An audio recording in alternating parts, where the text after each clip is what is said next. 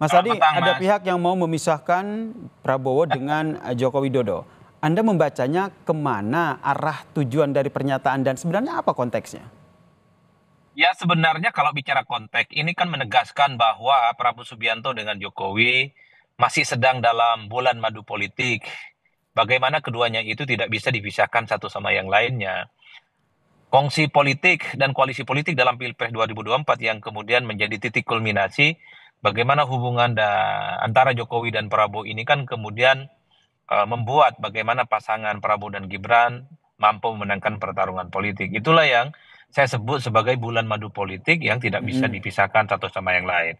Nah, yang kedua, Mas, kalau mau bicara tentang kira-kira siapa yang ingin memisahkan Jokowi dan Prabowo, memang tidak ada yang kemudian secara eksplisit menyatakan itu. Tapi pertama, saya membaca dan mendeteksi, kalau mau kita mention satu persatu, ya adalah mereka para pendukungnya Ganjar dan pendukung Anies Baswedan, yang Mm-mm. memang sebenarnya melihat bahwa ketika Pilpres sudah usai, sudah saatnya Prabowo sebagai presiden terpilih menunjukkan dirinya sebagai presiden yang tak lagi misalnya tidak dikait-kaitkan, apalagi berada di bawah bayang-bayang mantan-mantan presiden sebelumnya.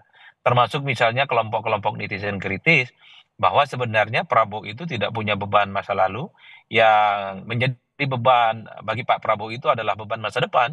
Bagaimana persoalan ekonomi, bagaimana persoalan kesejahteraan, persoalan kemiskinan yang selama ini itu tuntas bisa dilaksanakan dengan setuntas-tuntasnya. Mm-mm. Jadi hanya itu yang sepertinya paling mungkin bisa dideteksi karena per hari ini sekalipun sebenarnya publik itu hanya ingin melihat bahwa Prabowo setelah dilantik jadi presiden sudah 4 bulan ya menjadi presiden, maka semua keputusan politik, strategi politiknya adalah murni atas kebijakan-kebijakan yang dibuat oleh Prabowo, bukan karena misalnya ada bisikan, ada mungkin feedback dan masukan dari Mm-mm. pihak-pihak yang lain. Makanya tidak mengherankan dalam 100 hari kinerja Prabowo kemarin, pasti pertanyaannya itu adalah apakah Prabowo itu sudah terlepas dari bayang-bayang Jokowi atau tidak. Itu kan pertanyaan-pertanyaan yang sebenarnya ingin mengkonfirmasi bahwa ketika Prabowo sudah dilantik, ya Prabowo memang sudah harus menegaskan dirinya adalah Presiden Republik Indonesia yang tentunya Mm-mm. semua orkestrasi, semua kebijakan politiknya itu murni yang kemudian diputuskan oleh Prabowo dengan para jajaran-jajaran